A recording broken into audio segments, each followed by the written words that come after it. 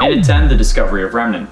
The discovery of Remnant is only really described to us in the original novel series, with William learning about the souls of the missing children being basically infused into the endoskeletons of the original 5 animatronics. He melts them down to make the fun times, but this is when his goal changes. Originally, he, from what we can tell with our limited information, was just killing for the sake of it. However, now he had a purpose. He wanted to find the key to eternal life, to immortality, whether it be to bring maybe an extra child back, or to keep himself in the land of the living. The moment William discovered Remnant, he totally changed his game plan. However, that's the importance to the FNAF story. To us, it could be when we discovered how Remnant was made in the Fazbear Frights books, when Dr. Phineas Taggart discovered that agony was the most powerful human emotion, and that the act of possessing something in the FNAF world was just your extreme agony latching onto a nearby object, which explains why it happened to the children, and then to William, which I'll talk about later on. And at 9, Missing Children's Incident.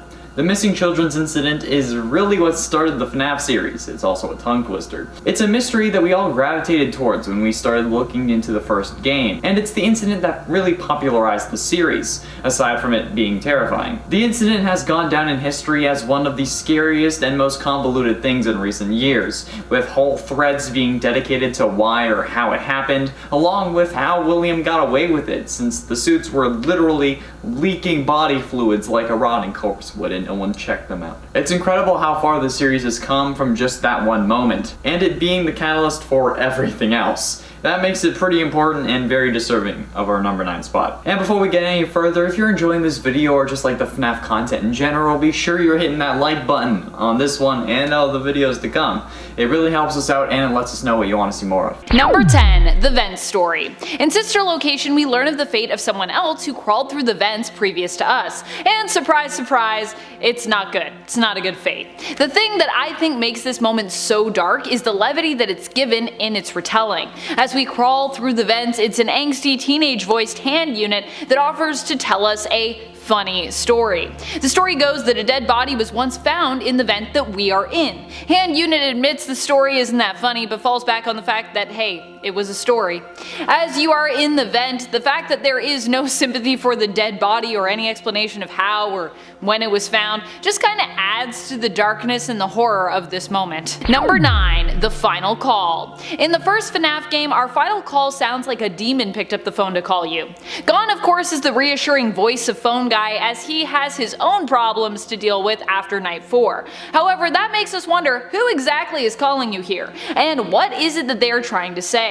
Some fans have theories on this, but no one seems to be able to fully agree on just what could be being said here, if anything. The only thing I think we can all agree on is how creepy this phone call is.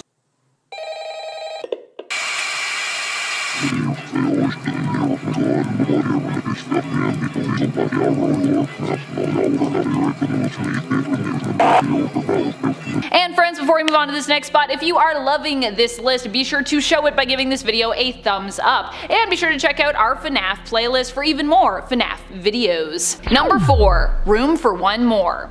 Still one of the most horrifying and haunting stories that we have received so far from the Five Nights at Freddy's franchise comes, for me, once again, from the Fazbear Frights books. The 1:35 a.m. story Room for One More is such a disturbing story that I cannot ever forget it. It really just stays with me. It recounts the tale of Stanley, a security guard who works at an underground facility, likely Circus Baby's entertainment and rental, and can't help falling asleep on the job because, well, he works nights. Many arenas always come to visit him to ask if he will take them home with him, and he agrees to do so, but whenever he wakes up, they're seemingly gone. Oh well. We learn that what has really been happening is that they have been crawling into his body while he was asleep, making Stanley feel more and more unwell as the story goes on. But he doesn't realize why until the very end, when he actually witnesses one mini Rena crawling inside him as he screams after she asks him if he has room for one more. Number 3, Hangman. The fate of the workers in the lore and stories is really what gets me while in the game, because you yourself as the protagonist are meant to be a worker at this place. In Sister Location, not only do we have the strangely brief and nondescriptive story of the dead body in the vent, but we also get a moment when on the last night no animatronics appear to be on their stage. Instead, Hand Unit believes they are there when we shine the light on the stages because of the presence of something much darker and awful there. That is 2 dead bodies which appear to be hanging from the rooftop of both of the stage areas. These bodies are likely the workers who you have been told stayed well past their shift end and have not yet left. Turns out they couldn't leave because they were too busy being dead. They're just hanging around. In a 10, don't run. What do you do if a group of bad guys is coming after you at a good pace and you have no way to defend yourself? You get the hell out of there faster than my dad trying to get milk, faster than William's wife left him, faster than me going outside when someone asks if I want to get Taco Bell. The fact that we're in this tiny office is pretty ridiculous when you think about it. Like, honestly, why would we stay in this room when we see on the security cameras that the animatronics aren't nearby? We can just like book it and be safe. Like, why isn't there a one-way emergency exit out of our office if this is such a hazard? We stay in this room, and that wouldn't happen in real life if you were in any sort of actual danger. In Game Lab, MatPat's old YouTube Red series, we saw him take on a real FNAF experience. However, when the animatronics were close, he didn't run away, he stayed in the office. Which could be used to say that since we consider that our safe space, we would do the same. But if our life was actually in danger, like mortal danger, we are gonna die danger, we would run like the wind, and not work there for 7 days before getting fired. Then at 9 animatronics. Now, ignoring the whole possession thing, since that still isn't real, I've seen no evidence of it, especially due to intense agony, the whole servos locking up so we need to let them roam free at night thing is complete and utter BS. Firstly, in a world where we can have shape-shifting animatronics and discs that emit such high-frequency sounds that they alter what we see, I'm supposed to believe that a servo motor is going to lock up? Secondly, why do they need to free roam in the first place? They just stand on a stage. A servo motor creates linear or circular motion, which is not the kind of movement the animatronics need. I mean, it could be, but if these are so complex that they can move on their own, why would they lock in the first place? Not to mention the whole, yeah, someone got bit on the head so we're gonna stop making them roam around freely.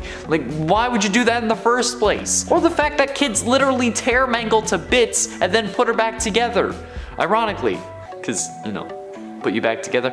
But still, it makes no sense. Before I continue on, can you do me a huge favor and hit that like button if you're enjoying the video or just the channel in general? And feel free to share this with a friend if you're so inclined. It really helps us out against the algorithm and lets us know what you want to see more of. And you know, helps me keep my job. Thank you.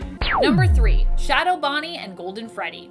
Why do Shadow Bonnie and Golden Freddy crash your game? This is a mystery that still seems unexplained.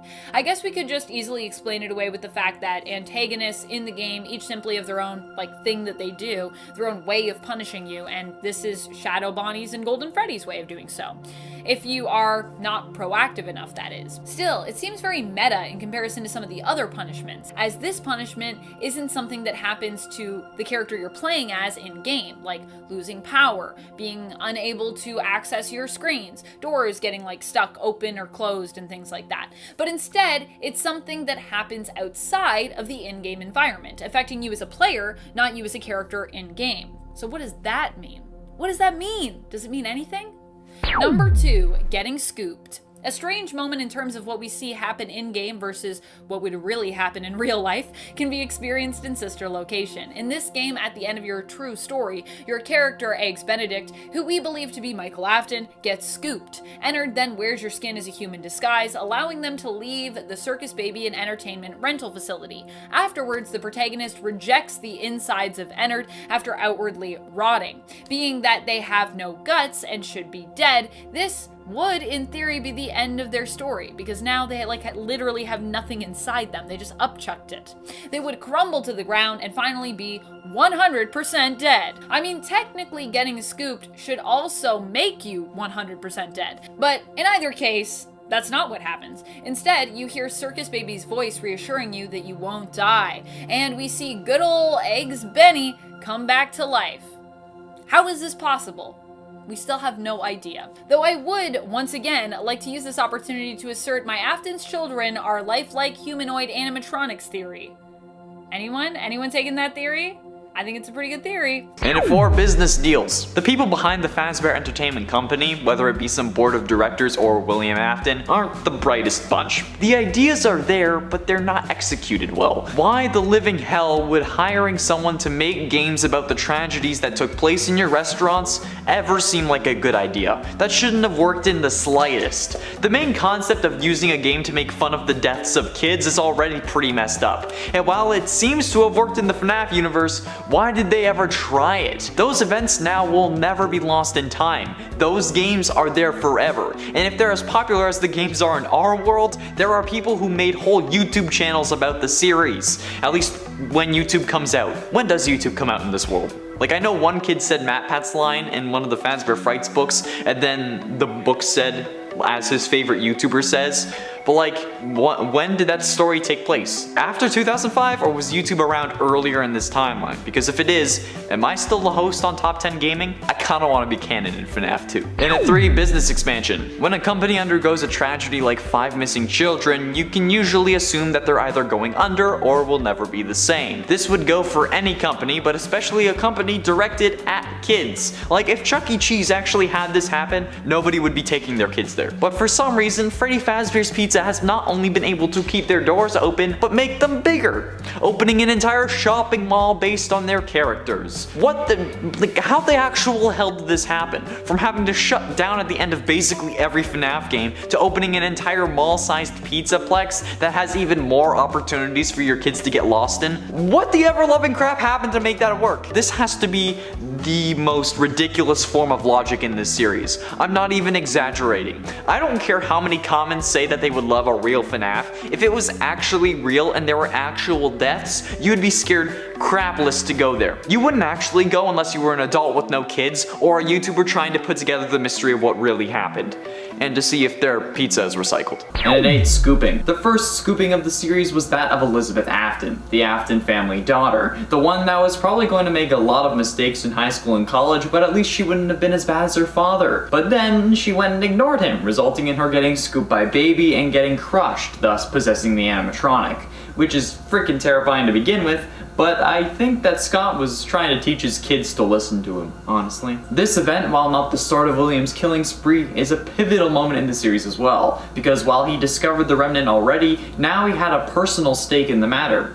His kid had possessed an animatronic. And the key to life in this remnant was also the key to keeping his daughter alive, and making sure that she could live forever, even if he used her to kill Henry in FNAF World, but that's beside the point. Her scooping is also what we believe made Crying Child scared of the animatronics and the inspiration behind the Nightmare animatronics' stomach mouths, which ended up coming into play during the Crying Child's death later in the timeline. Probably the same week, if we're being honest. Also, the FNAF series is like 3 or 4 years younger than Skyrim. That's it. And at 7, Scooping 2, Electric Boogaloo. Michael's scooping, however, defined the next parts of the series as a whole. We learned that he's working to right his father's wrongs, and we think that he's been doing it the whole time, even though it could have been Henry. Check the link in the iCard for the theory on that. But Michael's scooping was different. Instead of him dying, we see him get filled with Ennard and then used as a skin suit to walk around in the world. We see his skin rot or bruise as it turns purple, drawing enough attention that Ennard thinks it's a better idea to roam the sewers as a mess of animatronic parts. But then he lets us know that he's coming after his father, so much so that once he traps him in Pizzeria Simulator, he stays there to make sure the deed is done, but it's not. And Michael gave his life in order for his father's reign of terror to end, but is this the last time we've seen Michael, or is always coming back hereditary? Only time will tell. Maybe reincarnation is a thing in the FNAF series. It very well could be. Scott's just pulling things out at this point. And at 4, Happiest Day.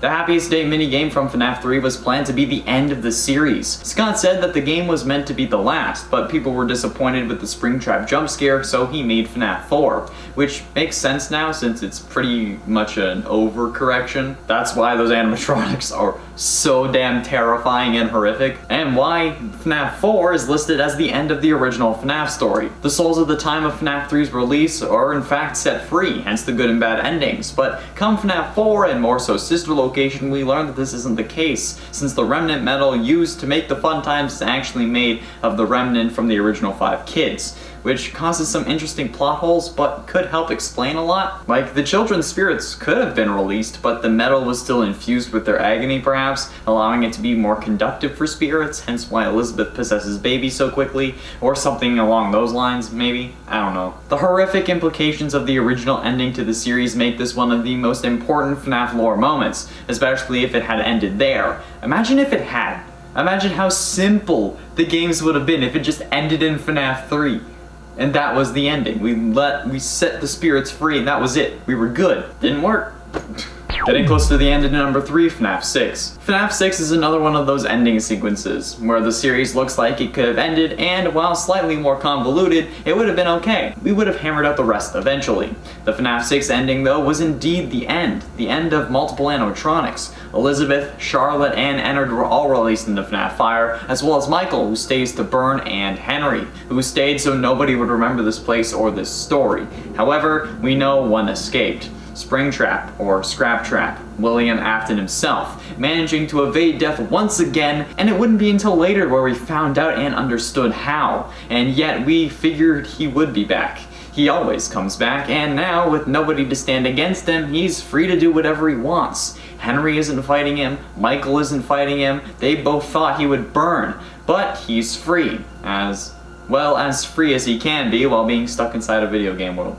For now. Number 6. Step Closer. I love the Fazbear Frights books. They just add a whole lot of creepy moments to the franchise and even provide us with some of the darkest stories overall. Step Closer is the title story of the 4th Fazbear Frights book, which shares its name. In this story, we learn how Pete, the older brother of Chuck, ends up being cursed by Foxy after visiting Freddy's and attempting to tease his younger brother.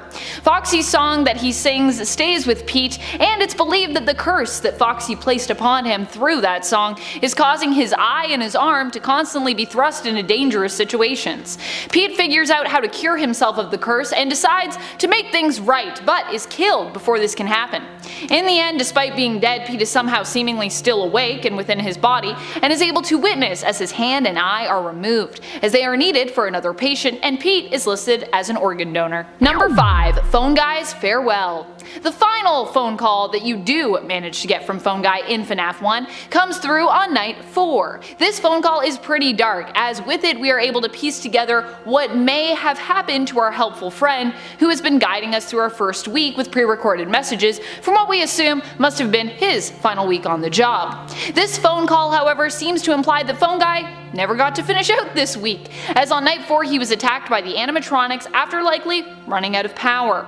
All we can hear is his voice somewhat frantic but attempting to hold it together as he asks us to check the suits maybe in the back room for him, as he plans on hiding out there before he is interrupted by Freddy's music and what sounds like an animatronic jump scare. In its 6, limited power. The original difficulty of this game comes from the fact that you have limited power, at least in FNAF 1. This adds stakes since you can't just keep your doors closed the whole time and you can't just keep the lights on outside. And it's explained to us, and just flat out told to us in the survival logbook, that the building has limited power after 12 AM. Why? That makes no sense. Absolutely none. Why would a building have restricted power after midnight? I've never heard of that before. And unless the franchise owner is extremely cheap and doesn't want more of an electricity bill, there would be no reason to set up a system that cuts you off. Plus, if that's the case, why risk a more costly lawsuit in that case if someone does get hurt or dies because of the limited power? Even if you won and didn't have to pay, you still have to pay the lawyer fees, because by no means would any judge make someone who got injured at work pay for the company's fees. At least I'd hope not. Especially when the game takes place. Halfway through into number 5, FNAF AR. I've said it before and I will say it a million more times. Why is the company sending out animatronics that they know are dangerous? The whole point of FNAF AR is that the company is sending these animatronics to try and rebuild their reputation. Same thing with Help Wanted. But then they see that they're infected with a virus turning them hostile, but instead of recalling them like any normal company, they send out more animatronics, including multiple versions of the killer that caused them to lose their reputation in the first place. They did not think that it was just an old older Bonnie model and decided to call it Springtrap. If that was the case, it would be listed in AR as Old Bonnie or Spring Bonnie, not Springtrap. They know exactly what they're doing and nobody has called them out yet. Companies will get in trouble for making a freaking tiny mistake in their game, but this company can get away with just letting people die? That's sus as hell. Purple is sus. Number 8. Bellora's Song. Something that continues to haunt me is Bellora's Song. Many fans believe that Bellora is a stand-in for William Afton's deceased or simply ex-wife who left him in some kind of permanent capacity, whether through death or just by choice. Bellora's song that she sings seems to play into this theory very, very well. Bellora sings about wanting someone to come join her, someone who is secluded, seemingly in mourning, and who has no joy left in their life. The idea here is that Bellora is echoing the feelings of Afton's wife, who felt that William was lost to her because of his work, and possibly because of an accident that caused them to lose a child, also adding distance between them. Bellora sings, "All I see is an empty room, no more joy, an empty tomb. It's so good to sing all day, to dance, to spin, to fly away." If Bellora was built to represent William's wife, who left him after the loss of a child, then these lyrics seem to make a lot of sense. However, we still have no real idea if Bellora is meant to represent Mrs. Afton, or if William was ever married at all. I'm still contemplating whether or not his children really are his biological children and not kids that he adopted, created, or potentially kidnapped. What do you think? Is Bellora meant to represent Mrs. Afton, or is she just another of William's twisted creations, meant to just creep us out? Number 7. Crying child? Children? One thing we still aren't sure of is who exactly the crying child is. What's more, we have a few different crying children that pop up throughout the series. Usually when we talk about the crying child, we're talking about the character who appears in FNAF 4. But for the purpose of this point, what I'm actually curious about is your theories on the crying child or children who appear in the games previous to number 4. You can see hints of them in the games prior, but you'll definitely have spotted them in FNAF 3. There they show up prominently in mini-games, including in the Happiest Day minigame, where the crying child there must be given cake. Who are these crying children hinted at in previous games? Are all these appearances a cry back to the crying child, or are they all different children who just happen to all be miserable? Are they all victims? I have so many questions about everything. I'm like, this probably, but also we still don't know, so what's going on?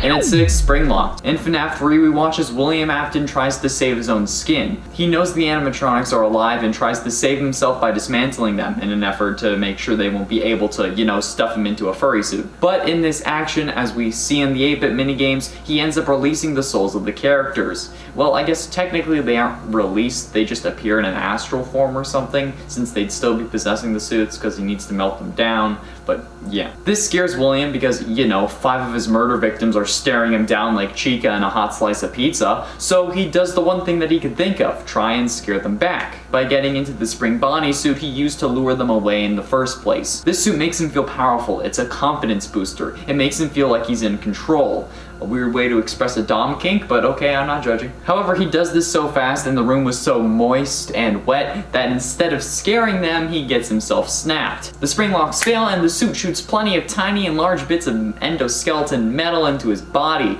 causing him to collapse and convulse, oozing blood like the kids in their suits. But this causes so much hassle because now, 30 years later, when he is set free, he can still kill. He isn't the frail old man that he should be. He has the strength of the animatronic behind him, and he's gonna use it. And ultimately, in number 2, The Man in Room 1280. While plenty of people brush these books off as just books, the story of The Man in Room 1280 is one of the most important pieces of lore we have gotten from this series. It answers a question that we've all had since FNAF 3. How does William keep surviving? How does he always come back? And while it may seem minuscule, this is the biggest hint that we've gotten in ages. Learning that William was possessed by the spirit of one of his victims explains more in the series than any Easter egg Scott had left us. I don't care that Funtime Foxy can mimic voices, or how the Scooper can inject a remnant. It mattered how William's signature line of "I always come back" is true, and this book delivered. It also explains how he came to possess a hard drive that got scanned into Help Wanted. It explains that since he was possessed, he was alive in FNAF 3, and that explains how he survived the fire in both FNAF 3 and FNAF 6.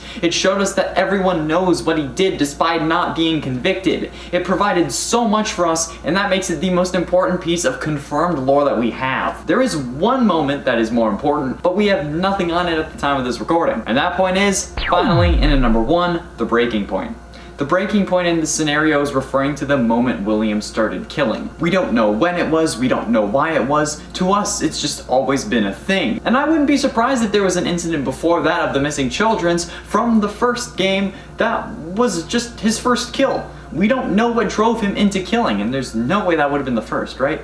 Nothing has been confirmed or even presented in the games. There are hypotheses that it was due to his wife or lover dying, perhaps due to childbirth, or that it was because one of his children died, but we know that can't be true unless he had another kid that we haven't seen, because he had designed animatronics to kill before his children died. There were really no indicators as to why he started on his mass killing spree. It could just be that he's insane and wanted to do it, or maybe he wanted to unlock the mysteries of life, or maybe it was just an accident the first time but then he got a taste for it. We don't know, and we don't even have any evidence to go off, so all of this is just hypothesis and guesswork. It can't even really be educated guesswork because we don't know enough about Afton himself to make a real connection. Like, we don't understand him as a person, if you kind of get what I'm saying. We know parts of his story, but we don't know what's in his brain, and that's what we would need to make an educated guess, at least from the crime shows I've watched. Number 1. The murders. One of the greatest mysteries is also one of the most important ones, especially when it comes to understanding the most prominent character in the franchise, William Afton. The murders that he committed still baffle players. We also don't even really know if he committed all of the murders. Recently, there has been some doubt based on evidence found in the Fazbear Frights books as to whether or not he could actually have maybe an accomplice, possibly Vanny, and even more ridiculously, I don't know, possibly a time-traveling Vanny? I don't know. Why William Afton seeks to kill is still a huge unexplained question in the game, and one that is crazy important, because it would also help to explain ideally so many other things that William has done. The murderous events that have been referred to in the lore, and the why behind them remains one of the most puzzling and most important mysteries that FNAF has given us. Number 2. Death of Crying Child. I think this was also one of the most shocking moments for me in this game, especially in FNAF 3, and especially given what happens before even this moment. Crying Child is afraid of the animatronics at Freddy's, but despite this, his brother, Foxy Bro, possibly Michael Afton, and his brother's friends take him to see the animatronics up close. Great. They are doing this obviously because they enjoy tormenting this poor kid who just wants to stay at a safe distance away, and maybe doesn't even want to be there. That whole part is a little confusing to me based on the toys that the Crying Child owns. It seems as though they actually might be a Freddy's fan, but maybe it's just the animatronics and not the character's overall brand that they have a problem with. They get up close and push Crying Child towards the animatronics, forcing him to give the animatronic a big kiss. However, Crying Child's head then becomes stuck inside the mouth of said animatronic and then is shown being crushed after it malfunctions. Despite the 8-bit graphics, this moment is shocking and haunting. Like I said, these 8-bit graphic scenes are just a lot. Number 1. Death of Elizabeth. A lot of the darkest moments in my mind come from one of my favorite games in the franchise, Sister Location. I mean, maybe that's part of the reason that I love it so much. I do like dark things. The death of Elizabeth is definitely one of the darkest moments out there. I especially love the eerie monologue we get from Circus Baby surrounding it, explaining how she lured Elizabeth away from the group using ice cream and was seemingly unaware of what was going on or why exactly it happened, as though it were part of Circus Baby's programming to kill Elizabeth, devouring her and trapping her soul within the animatronic. Number 10. Night 5 phone call. It's possible that the creepy phone call we get on Night 5 of FNAF 1 is just there to creep us out, and if that is its only meaning or purpose, I would say it does its job pretty well. But of course, that is never enough for us FNAF fans. We need it to mean something. Why does it happen? And why only on Night 5? Is there a hidden message somewhere in there? While many fans have broken down this recording, lots of theories claim that it's saying something different than other theories. It doesn't seem we've universally been able to agree on the words being said or the meaning behind them, if there really was any meaning at all. We still don't have a confirmed answer for this creepy call, where it came from, or what it's trying to tell us. Is it a demonic message? Are the children trying to reach out? Or is it just there to scare FNAF 1 players?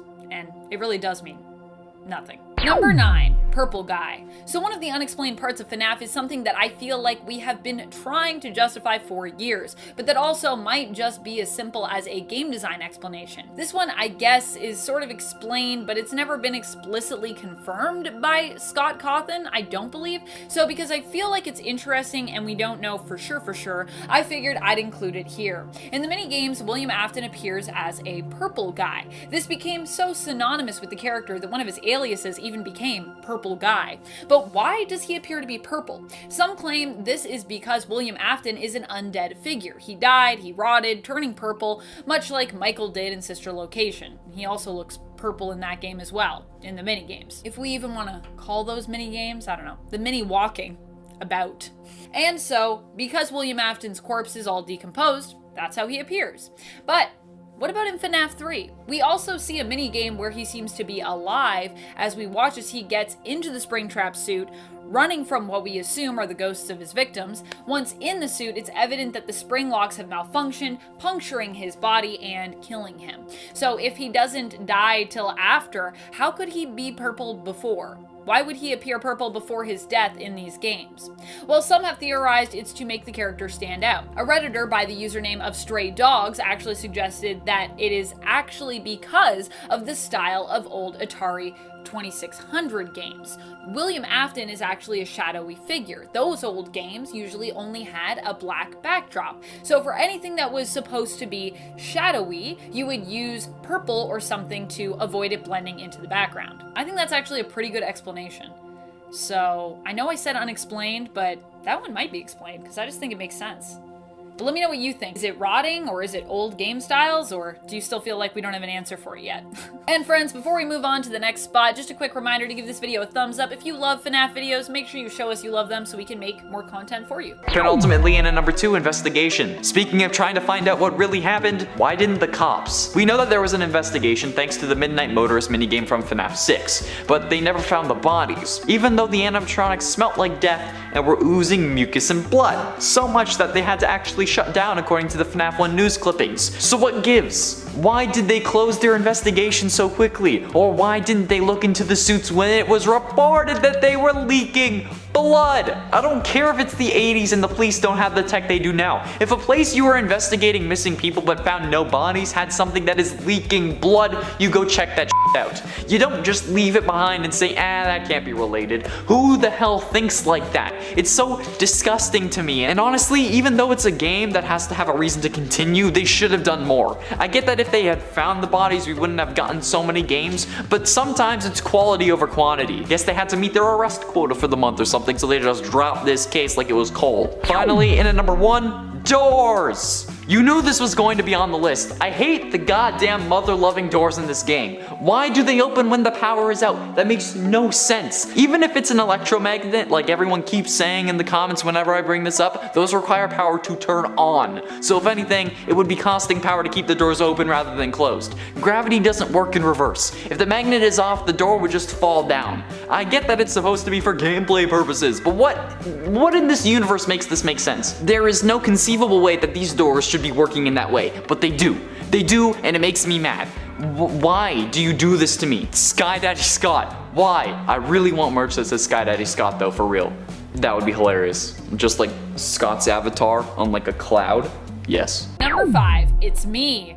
It's me is a phrase that pops up all over the place in FNAF 1 and is classified as being a hallucination. But what does it mean and where does it come from? There are a wide variety of theories on this subject, but many of them differ. One thing that many have in common is they believe the words "it's me" are coming from the animatronics, but whether the phrase is intended to be malicious, reassuring, or simply is some kind of plea for help from the spirits that haunt those animatronics remains to be decided on. What's more, these are just theories about the phrase. We still don't really have any definitive proof that tells us exactly what "it's me" is meant to refer to and why it shows up all over the place in FNAF 1, from Foxy's sign here and there to background posters to simply appearing on your screen in accompaniment with either Freddy or Bonnie. That is, of course, if you get that glitch, because it doesn't always show up, but It can't. Number 8, say hi to Ballora. These mini Renas though, they really just get me. Why are they so creepy looking? How is this a thing when Ballora is made to look so pretty and so nice, and yet her mini Renas literally appear as though they were just designed to be straight nightmare fuel. In Sister Location, part of our job is making sure that the animatronic performers are on their stages, practicing and ready to perform whenever they are called upon next. If they are not on the stage, we are meant to give them a controlled shock to encourage them to come out so that we can see them. For Ballora, there is one night where we do not do this, as she appears on her stage willingly. Well, not really willingly, more in pieces, which are paraded in front of us by her mini Renas, who hold up her disassembled body.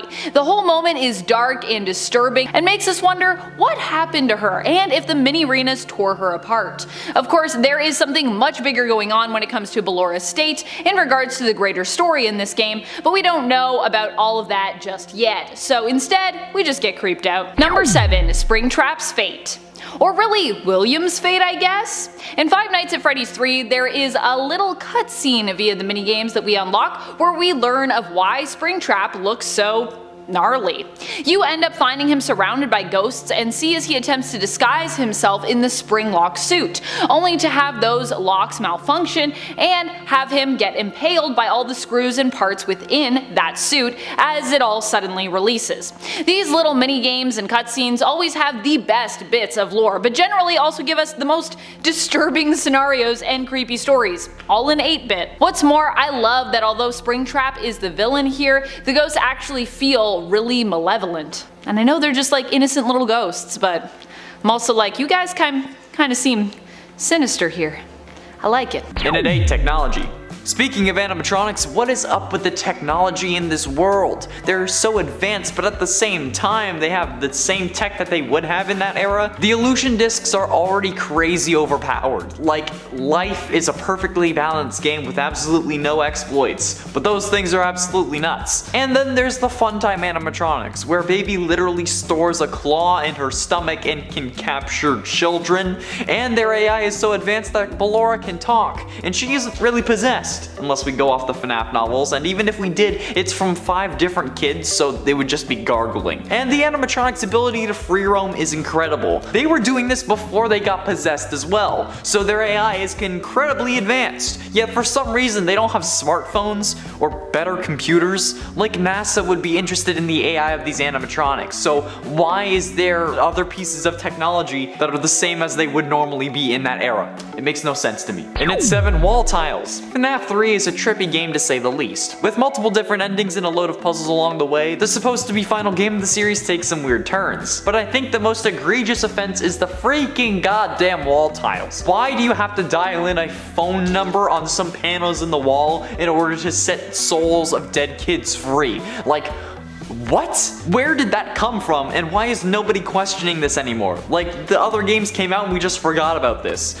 Was it because the series was meant to be a dream but isn't anymore? Like, is it because William had left some weird security pad behind these tiles? Is it not real at all and we're just tripping balls? Because honestly, with the amount of hallucinations and fear we have, not to mention any sleep deprivation that could also be happening, it's entirely plausible that this just isn't real at all, and that these wall tiles, special minigames, and shadow Bonnie action figures we do see are just a result of multiple different issues. That, or it's the reason William started killing, because like, WTF.